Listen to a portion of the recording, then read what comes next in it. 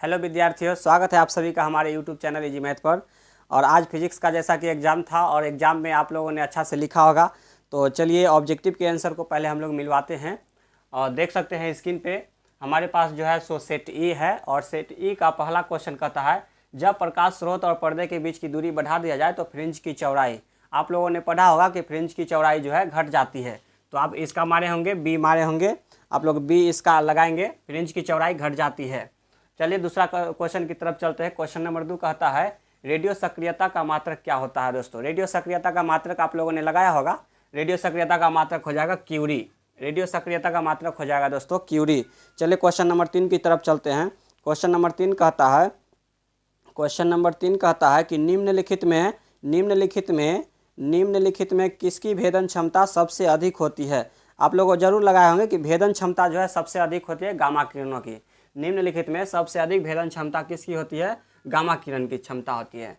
दोस्तों चलिए आगे बढ़ते हैं। 4 नंबर क्वेश्चन आप लोगों को पूछा गया है कि टीवी प्रसारण के लिए किस आवृत्ति का परास उपयोग होता है। आप लोगों जरूर लगाए होंगे टीवी प्रसारण के लिए जो है 30 मेगाहर्ट्ज से 300 मेगाहर्ट्ज तक की आवश्यकता पड़ती है। आप लोग इसका आंसर सी जो लगाए होंगे उनका सही होगा। दोस्तों देखिए इसको जो है सो हम बताए थे कि वीवीआई क्वेश्चन है 30 मेगाहर्ट्ज से 300 मेगाहर्ट्ज होगा। क्वेश्चन नंबर 5 की तरफ चलते हैं।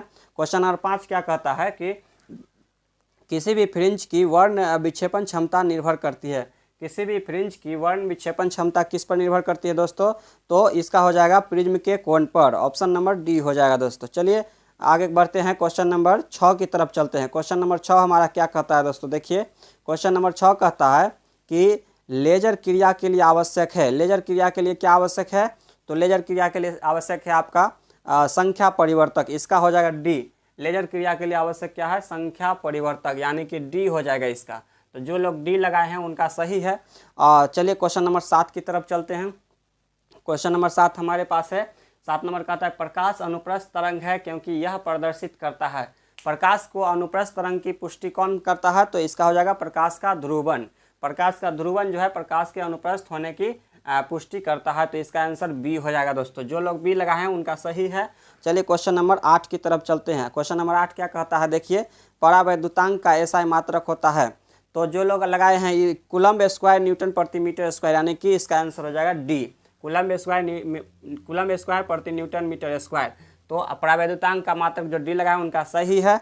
अब चलते हैं हम लोग क्वेश्चन 9 की तरफ। क्वेश्चन 9 नंबर क्या कहता है? देखिए दोस्तों क्वेश्चन नंबर 9 कहता है कि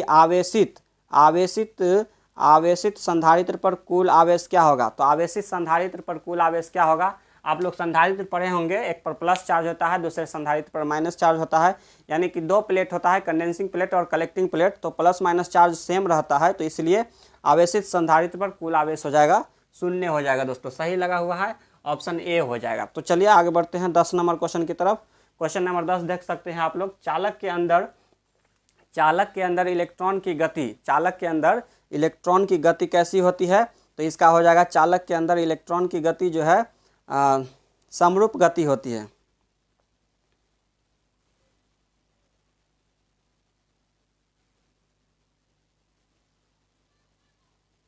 चालक के अंदर इलेक्ट्रॉन की गति हो जाएगी समरूप गति हो जाएगी।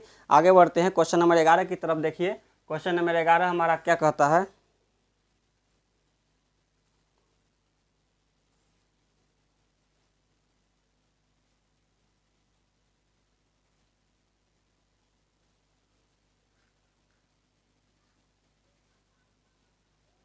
चलिए क्वेश्चन नंबर 11 की तरफ चलते हैं। क्वेश्चन नंबर 11 हमारे पास है कि वायु में स्थित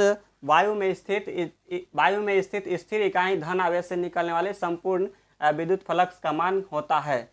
तो इसका आंसर हो जाएगा ऑप्शन नंबर बी, यानी 1/ε0 या ε0 का इन्वर्स। तो इसका आंसर हो जाएगा दोस्तों ऑप्शन नंबर बी। चलिए 12 नंबर क्वेश्चन की तरफ चलते हैं। क्वेश्चन नंबर 12 कहता है, क्वेश्चन नंबर 12 क्या है? देखिए आप देख सकते हैं कि क्वेश्चन नंबर 12 है कि प्रति इकाई आवेश पर लगने वाले बल को क्या कहते हैं? प्रति इकाई आवेश पर लगने वाले बल को क्या कहते हैं? तो दोस्तों इसका हो जाएगा विद्युत क्षेत्र, यानी कि आप लोग जानते होंगे कि इंटेंसिटी का फॉर्मूला होता है बल बटा आवेश। तो इसका हो जाएगा प्रति इकाई आवेश पर लगने वाले बल को कहते हैं विद्युत क्षेत्र। चलिए आगे बढ़ते हैं 13 नंबर क्वेश्चन की तरफ। 13 नंबर क्वेश्चन आप देख सकते हैं स्क्रीन पे कि आवेश का परिमाणीकरण दर्शाता है। आवेश का परिमाणीकरण क्या दर्शाता है? तो आवेश जो एक इलेक्ट्रॉन पर आवेश का एक अंश है, संभव नहीं है, एक आवेश को नष्ट नहीं किया जा सकता। यही होगा दोस्तों कि एक आवेश को नष्ट नहीं किया जा सकता है। और चलिए आगे क्वेश्चन नंबर 14 की तरफ चलते हैं। क्वेश्चन नंबर 14 कहता है कि विद्युत क्षेत्र रेखाओं से जानकारी प्राप्त होती है।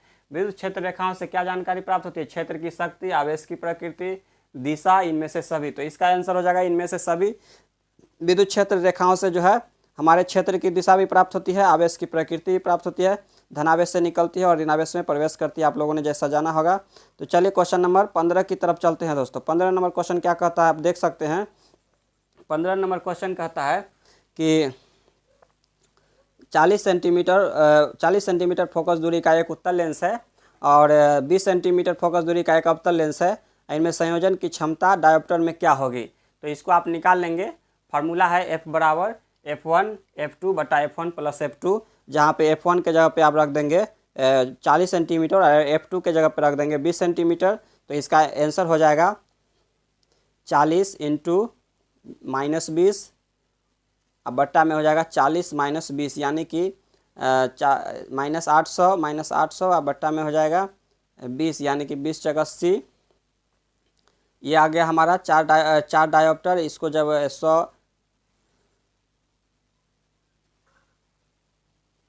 तो दोस्तों क्वेश्चन नंबर 15 को आप जब सॉल्व करेंगे, इनके संयोजन की क्षमता ज्ञात करना है। तो पहले आप क्या कीजिए कि दोनों की समतुल्य फोकस ज्ञात कर लीजिए, 40 सेंटीमीटर प्लस में और 20 सेंटीमीटर माइनस में लेकर के। तो उस क्षमता आ जाने फोकस दूरी निकलने के बाद आप उसका क्षमता निकाल दीजिए 100/F करके। तो ये आपको आ जाएगा लगभग B आ जाएगा दोस्तों, -2.5 सेंटीमीटर आ जाएगा।